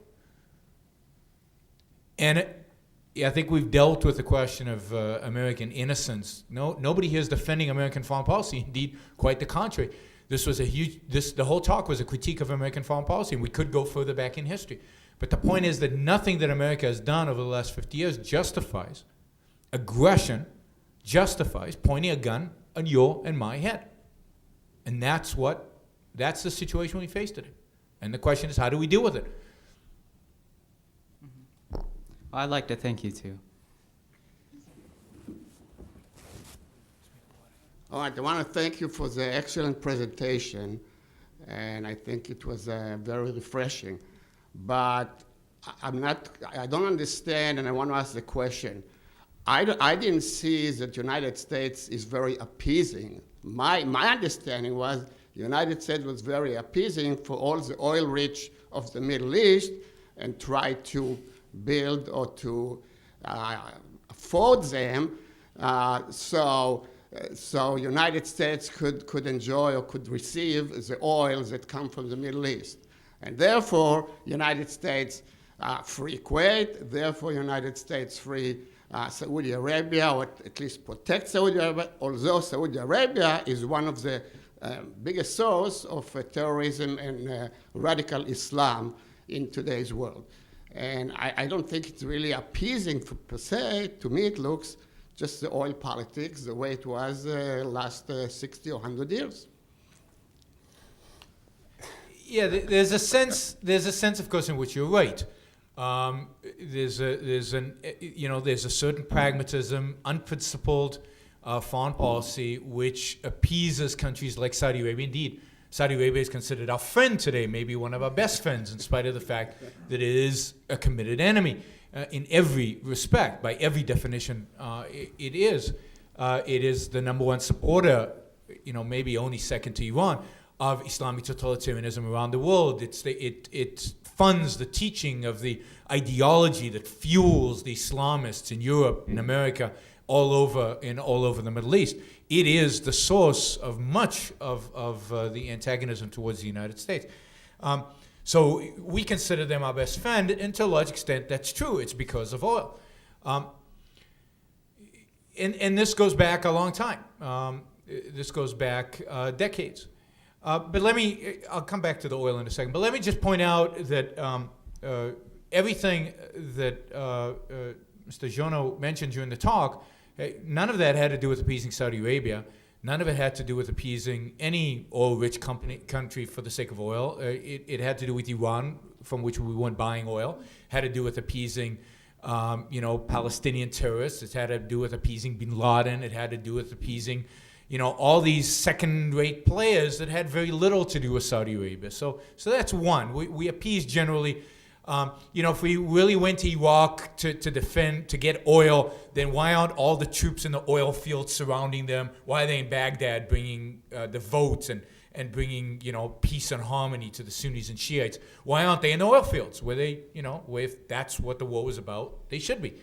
So in that sense, it's not about the oil. There is a parallel track in which, yes, we support dictators all over the Middle East in order to get oil. And this is a pattern of appeasement that goes back to the discovery of oil in Saudi Arabia. The fact that American, French, British companies were the ones that discovered the oil. They were the ones that built the refineries. They were the ones that built the pipelines. They were the ones that turned a desert gave it any kind of value. And then when the Saudis and the Iranians and the Egyptians said, okay, enough of you Westerners, we don't need you anymore. You've built everything. You built the infrastructure. Thank you. We're going to nationalize it all, i.e. we're going to steal it all from you. If we really cared about oil, why didn't we stand up then? Absolutely. So that was a huge appeasement, right? Absolutely. That was a huge appeasement. So, that's just one more in that string of appeasement. We would not protect our property rights, the property rights of our companies, of American citizens. In those days, and as a consequence, that's an early appeasement even to 79. I mean, you can go back to to the West appeasing in the Middle East at least, to 56 in the Suez Canal, when of all countries, the French and the British stood up to Nasser, and the Americans forced them to back down. I'd like to add something to that. Now, in the talk, I characterized the appeaser as someone who fears to take self-assertive action. And I characterize that as based on the idea of selflessness, that you have no right to take this action. You're meaningless. And I think a lot of these deals that you see of America sponsoring, and not sponsoring, but backing these dictatorships and for the sake of oil, as they tell us, these all blow up in our face. I mean, take Iraq, right? Why was there a Gulf War #1? Because for a long time, the US backed Iraq, and then Iraq got bold and decided, well, there's no punishment that we're going to get for this. So they invaded Kuwait to get the oil. And then the Americans panicked. How could this have happened? How could this guy, like Saddam Hussein, invade another country? Well, that's what dictators do. That's what he had been butchering his own people for decades. America turned a blind eye to this. And then he goes into Kuwait, starts butchering people and expropriating oil, ripping out factories. Surprise, surprise. I mean, part of the problem with this approach is that it seems to people, well, this is, we're getting oil, it's benefiting us. But part of this approach is not to think in terms of principles. And so they don't think, well, what would happen if we back Hussein? Well, he's going to turn around and do whatever he wants, and then that's going to harm you. That's going to imperil your oil supply, which is indeed what happened. He went into Kuwait, and Americans panicked. They said, what if he controls more oil? He's going to completely manipulate OPEC, and then we'll be up the creek. So all of these schemes, which these people think are serving America's national interests, we're in Saudi Arabia to protect the oil wells so that, we don't have to pay too much and so on. These short-term, unprincipled appeasement schemes are self-destructive, and that's what they don't understand, because they don't think in terms of, well, what would it mean to pursue our self-interest? They have no conception of that. And so you get these deals where, we're backing Saudi Arabia now. We're going to sell them billions of dollars of high-tech military equipment. Now, doesn't this remind you of something? We spent a lot of money and a lot of ingenuity helping the jihadists in Afghanistan against the Soviets. They were against the Soviets, so are we. The Saudis are against Iran today, and so are we. Let's sell them arms. What could happen? I mean, Saudi Arabia is, it spends an unconscionable amount of money spreading the ideology of Islamic totalitarianism. Its particular brand. It's different from Iran, but it's basically the same goal. And here we are cozying up with Saudi Arabia. We call it an ally. This is supposedly for the sake of oil, but it's going to backfire. The idea that these appeasement schemes are somehow beneficial to us is completely wrong. They're selfless, fundamentally. There's no way in which, if you take on these short-term unprincipled deals, you can achieve anything that benefits you in the long run. Yes? Hi, yes, I have Patsy's second question. She had a stroke, that's why she had some trouble getting it out. And then I have a question of my own. Her question is, why are you so angry? Why are you so upset? Why don't you get a more demeanor of serenity? I'm happy to answer that question. If you meet me personally, I'm not this angry because this issue in particular, I think, is an outrage. What happened to me? Well, I found out what happened in the Middle East. I found out what led to 9/11. I was as horrified as everyone that morning when I woke up, I turned the TV on, and I saw what's going on. And I looked into it, and I found out how we got there. And it is hair-raising. I gave you what I consider to be an abbreviated road to 9/11. There's a lot more that went on. And I encourage you all to look into this. You need to know how we got into this pickle and how we need to get out. That is why I'm angry. I'm angry because 3,000 Americans were killed. And they did not have to die. Yeah, and I'm angry because you guys aren't angry. In the more general sense, I have two sons. Somebody's pointing a gun at the heads of my two sons. I'm pissed off. All of your children, their guns pointed at them. Somebody wants to build a nuke, not to bring electricity to Tehran, but to blow it up in one of your cities, in a college town where your kids might be going to school. You should be angry. And what really should piss you off, what really should get you furious, is the fact that your government is sending diplomats to talk to these bastards. And you wanted me to be serene? Any one of your kids, I don't know you, could be in Baghdad right now, driving in one of these armored personnel vehicles and being killed by a weapon manufactured in Iran and smuggled into Iraq. Be angry, please. Be angry. You got to get angry. Kids are dying every single day. Forget about the theoretical, long-term threat that maybe it won't happen, maybe it will happen. Let's start thinking principles and let's not follow the path. Kids are dying every day on the streets of Iraq. You should be getting very angry. And you should be demanding a solution to that. And the solution is not bring them home so they can die later on here because you've emboldened the terrorists. The solution is to win. The solution is to eliminate the threat. Because I don't want to die. And I don't want these kids to die. That's why. Not now and not in the future. I don't want it to end. And more than that, what makes me angry, and I think should make you angry, is that it's not that hard to win this. We're not talking about Japan or Germany with mighty industrial complexes that are building, the mightiest war machines ever known to man. That you have to, enlist, get every American to volunteer for the army and enlist us all in the war machine in order to defeat this enemy. No, we just need to get angry. Because if we got angry, we have the weapons. We could do this quickly. And be safe and sleep soundly at night and not worry about our kids now in Baghdad and 10 years from now in New York City. So get angry. Please get angry. Serenity is the last thing we can afford when it comes to the threat that we face. Yeah, I can applaud that. I'm also angry, and I'm angry that we accept the violence here in Southern California too, but that's another subject. You also mentioned that there's a lot more information out there. I'm currently reading a wonderful book that I can recommend called The Looming Tower, and it's fabulous. It reads like a novel. It's just compelling.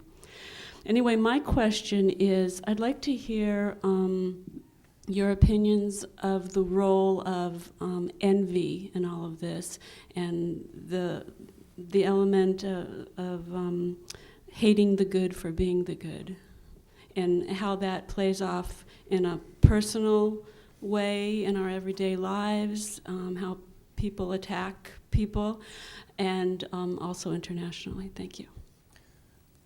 Well, I'd like to delimit the question a bit and address it in the context of the war and the enemy that we face, because you could say a lot about this issue.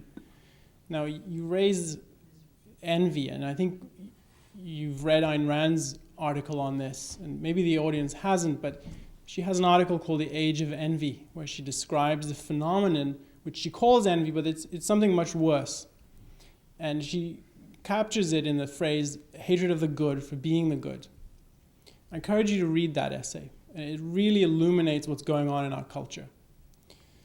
How does this apply to the war? Well, you can explain part of what the enemy is after in terms of this phenomenon. What is it that they hate about America?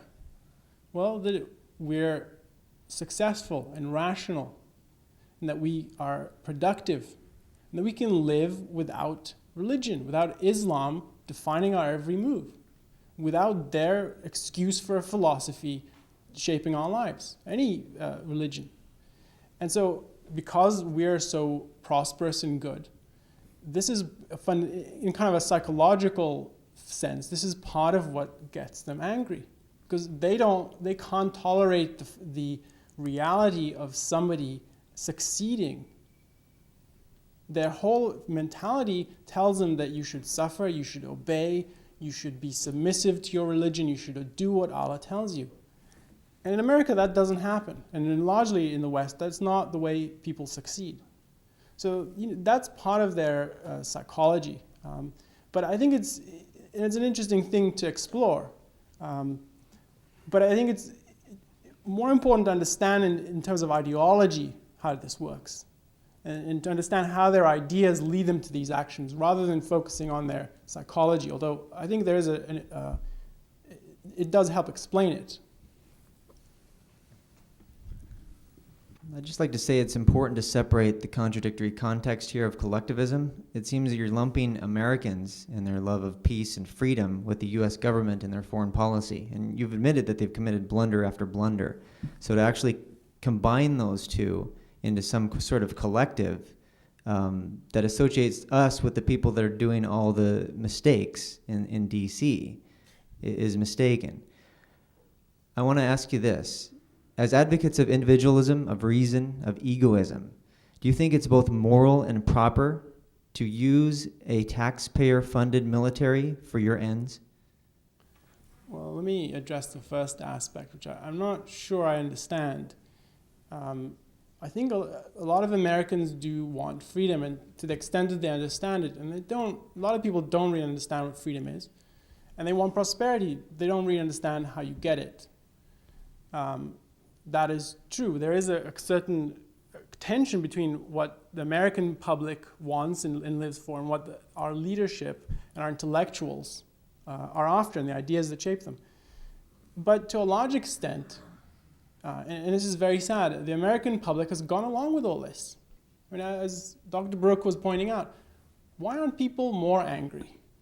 You know, go back 4 years. There was an amazing popular support for Bush's crusade for democracy. People thought this was the solution. And even the New York Times, which doesn't compliment Bush, was on his side. Even Ted Kennedy was on his side. And then the public, his approval ratings were through the roof. So it's true that there's a certain tension. Our intellectuals are worse. They're motivated more explicitly by irrational ideas. And so are our politicians who follow the intellectuals' lead. And then, and the public is somewhat better, but that gap is closing, and that's where the danger lies. Now, to your question, I'm not sure if I got the question, do I think it's appropriate? Does the end justify the means? The means is taxpayer funded, right? The end is freedom, security, and all that. Do you advocate the use of tax dollars for a military?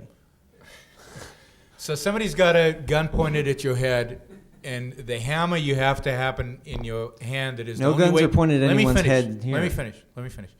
The gun is pointed to your head, and you've got a hammer in your hand, but that hammer was bought with taxpayer dollars, so you're not going to use it to defend yourself. I mean, that's just bizarre to me.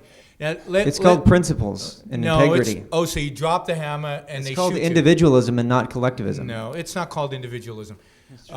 Individualism means you act to defend yourself. Individualism means that you don't let thugs mug you in the street. You're exactly right. That's right. So you act to defend yourself. And in this context, the U.S. government, if it has one job, its job is to protect individual rights. It's to protect, let me finish. You can't comment on every sentence. Let me finish, and then you can ask another question. It's not protecting individual rights. That is protecting individual rights, and I'm not gonna get into debate here about protecting individual rights. The role of the U.S. government, the only role of the U.S. government, I wish it just stuck to this, is to defend individual rights. It is to defend individual rights domestically by having a police force and a judicial system, and its role is to defend individual rights by protecting me from violent, terrorists and violent governments overseas. That it is first and only priority. And the fact that it is funded unjustly, I agree with you, by forced taxpayer money, is not the primary here. The primary has to be somebody is trying to kill Americans, not Bush. We could debate, if the terrorists could guarantee that only, politicians of a certain rank and up died in terrorist attacks. I'm kidding. I really am kidding. Then you could separate the American government from the public. I mean, that's bizarre. Our government represents us whether we like it or not. Our government, it's our government. We're Americans. It's the American government. That's what it means. It might be an unjust government. We might not like the government. We'd like to replace the government. They're our government. They represent us. It's their job to defend us. It's their job to defend us. It's not collectivism. That's not collectivism. It has nothing to do with collectivism. I understand your point.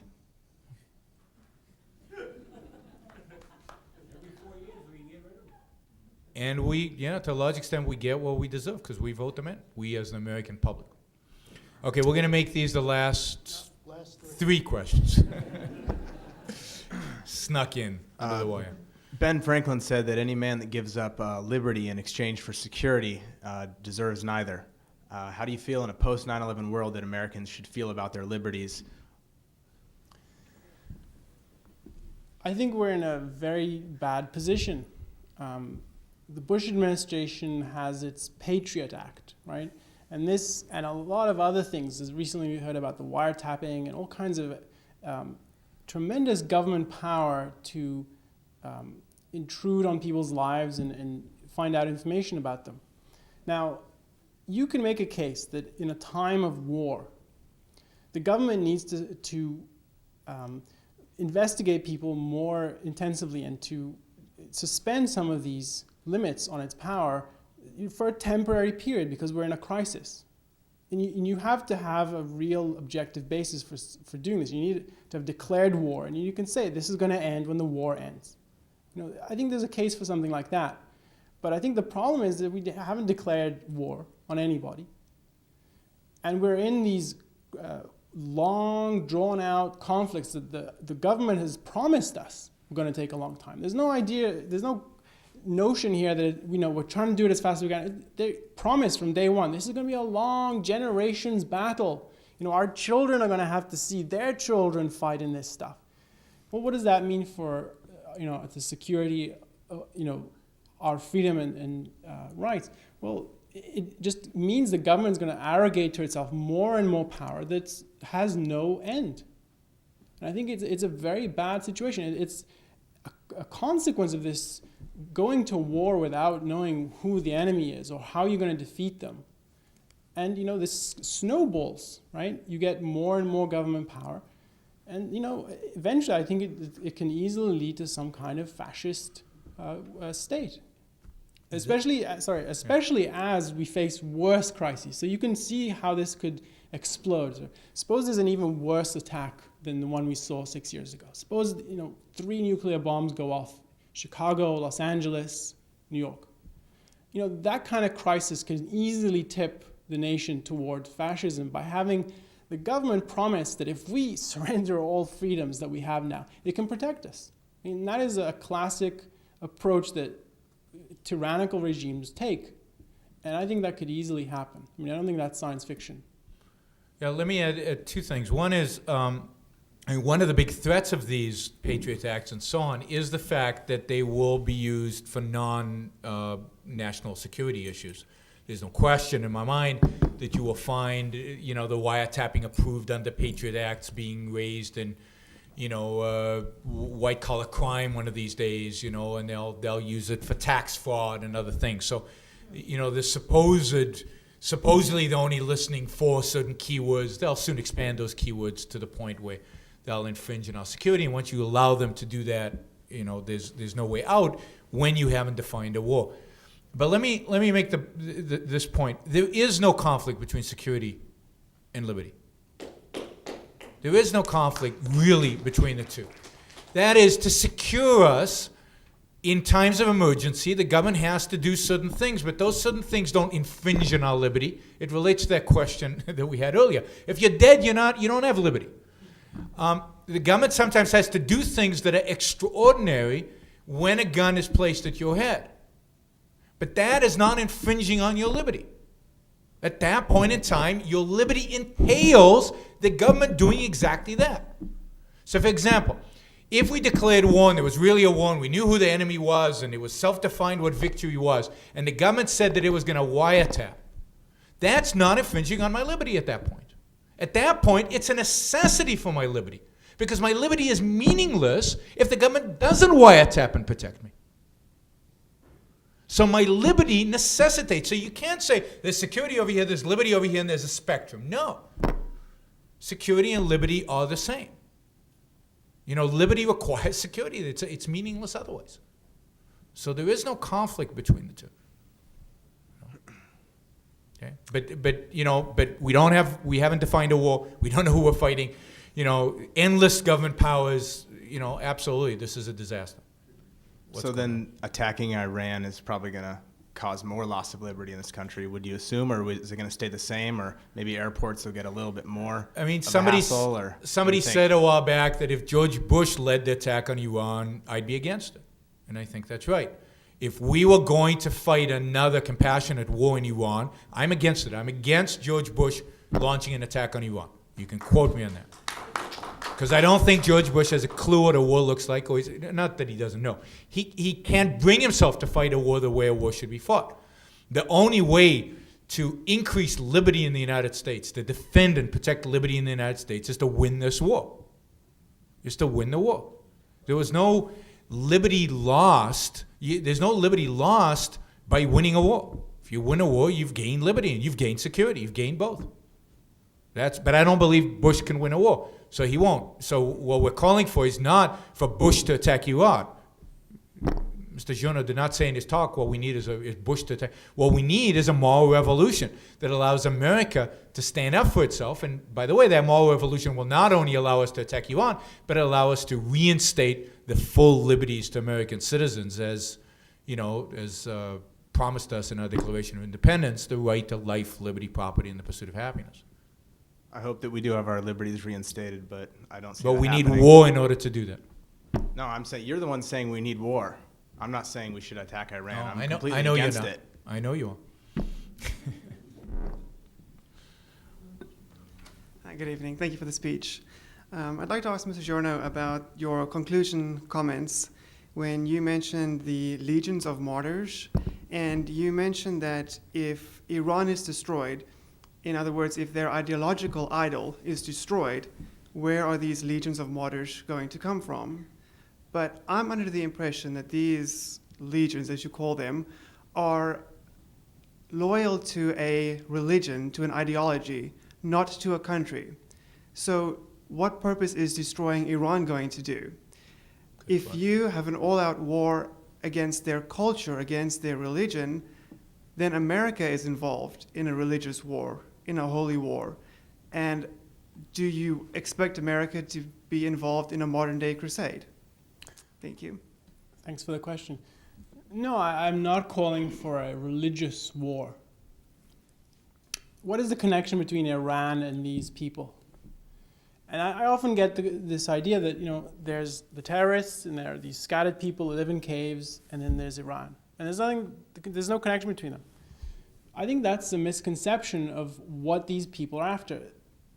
They're not after just discrete attacks. They have some ideological motive, right? We misdefine them by saying they're terrorists. They are fighters for the Islamist revolution across the world. That is their goal. Whether they use terrorism today or nukes tomorrow, that's a superficial issue. Now, what would happen if you take out Iran properly, not as George Bush might do it? Well, look back to what Iran did for this movement when it had its own revolution.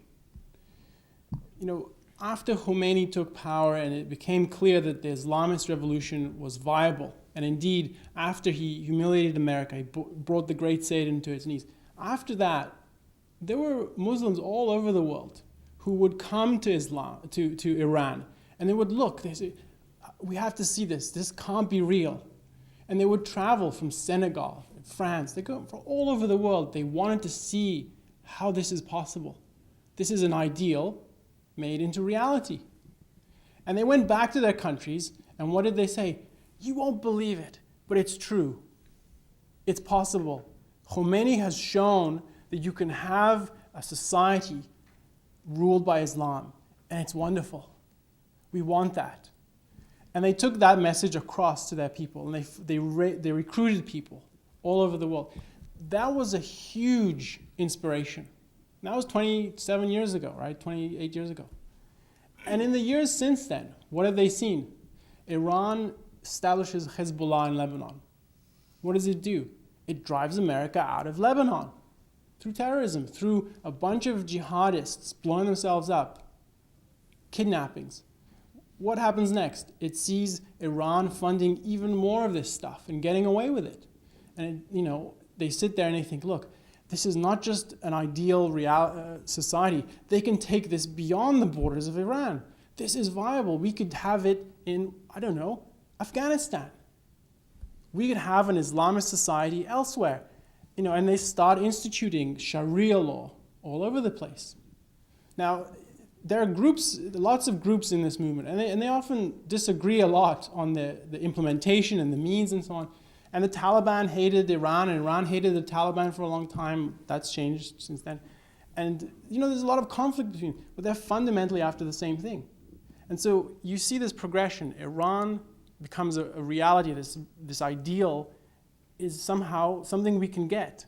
And then it kind of builds, and you get the Taliban, and then you get Nigeria passing Sharia law, and then you get it all over the place. And so it kind of builds from this, where Iran is an inspiration for the movement. Even the ones who don't agree with it, even the ones who would say, Iranians are on the wrong premise. They should all be Sunnis. Forget that Shiite version. They're wrong about that. Even those people have to admit that Khomeini has something. He managed to do it. And not only that, he managed to slap America silly year after year. So this movement, it has power. And why? Because it is fundamentally religious. And in fact, the fact that they're so totalitarian in their approach to Islam in Iran just reinforces the idea that the more fidelity you have to this ideology, the stronger you'll be. I mean, the people in Lebanon who drove America out, they were weak. And what did they have? They had a car bomb. And they managed to do it. Why? The way they interpret it is, they had Allah behind them. He was pushing them. His fist was in their hand, and they were pushing. So Iran stands as a kind of inspiration to all of these people. And what happens if it's gone? What happens if it's refuted, it's negated, it's shown to be a mirage? This is a complete fraud. This is unreal. This kind of society is evil, and what it does across its borders and to other people around the world is evil, and it has to be stopped. And we, the representatives of America, the country that stands for freedom and individualism and secularism, we are putting our foot down, and this ends now. What happens then? They're going to be completely shaken. This goes back to the question earlier we had, how do you stop the ones who want to kill themselves? Well, there's a huge number of them who are on the fence. And those are the people who, when they see this reality, the Taliban rose to power, they drove out the Soviets. Iran managed to have its revolution and spread it. Those are the people who are hooked by this. This is really appealing to them. And those are the people that by stopping Iran, you stop them. And beyond the ones who would consider taking up arms. So there's that core group. And then beyond it in the fringes, or not the fringes, but kind of the outskirts of this circle, there are all the people who are complicit. The guy who drove the car bomb into Lebanon, he had a safe house, he had food, he had gas, he had explosives, he had training. A lot of the people supplied him with these things, and he had safe harbor for the journey from Iran into Lebanon. How did he get there? There are a lot of people who support passively or actively. They might not turn in their neighbor whom they saw doing this thing, who saw, this neighbor was letting in the car bomb, keeping it safe overnight. All these people who abet the movement, they will not do what they're doing. I mean, these people who collaborate with the terrorists, they will stop. And so where are the terrorists going to go? They're going to be some of the committed ones who are willing to die. Where are they going to hide? Who's going to risk their lives to give them a safe house? Who's going to turn a blind eye when they go online in an internet cafe and punch up bin Laden's website and send him messages and get their instructions on when to blow themselves up? No one's going to let them in. This is ridiculous. You're not going to let these people in. They're going to bring death to my house if they do this. So going back to the initial point, Iran stands as a beacon. And when you take that down, you take down the impetus, the motivation, the ideal that moves these people. And thousands of the ones who enable them and support them and endorse them. And that's what you have to do. You have to take down the reality of their goal. In the way that in Japan, we prove that if you are committed to Shintoism and this whole imperialist mythology and theology, if you're committed to that, you're going to end as a pile of ash. And when we did that, all the people said, this is not what I signed up for. I thought we were going to win. And what do? They surrender, they bow, and they offer thanks that you saved them from a fate, the fate of death, essentially. So I think that's the connection. Now, there's the issue, Saudi Arabia funds all these ideological indoctrination around the world. It has madrasas, it has schools, and so on. Stopping that is a lot easier than taking on Iran. I mean, you just have to intimidate Saudi Arabia sufficiently, and they will stop. I mean, they have nothing there. They needed us to protect them from Saddam Hussein, right? They're afraid of their own people because their people are even more militant than the government, right? I mean, in Iranians threaten the United States, it comes from the central government. It's the spiritual leader who threatens the United States. In Saudi Arabia, the government claims to be friendly to us. It's a sideshow, it's at the periphery. Saudi Arabia is not the beacon. Saudi Arabia is not the motivator. Saudi Arabia might be funding all this stuff, and that needs to stop, and we need to make them stop it. But they're not the people behind the inspiration behind the terrorists.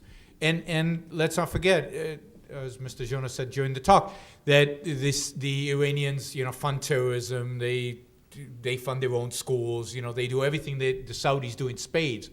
But I agree. The fundamental is that they are the beacon of hope, and that beacon of hope needs to be destroyed. I just have a quick statement. Somebody asked you guys a question that I really took exception to earlier.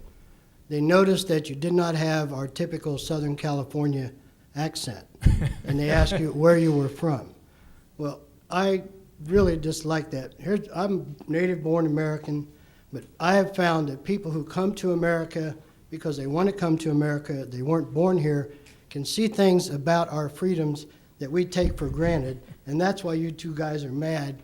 You want to make sure that these freedoms that we have are carried on, and you see things about us that we that were born into it don't see. So I appreciate what you've done. Thank you.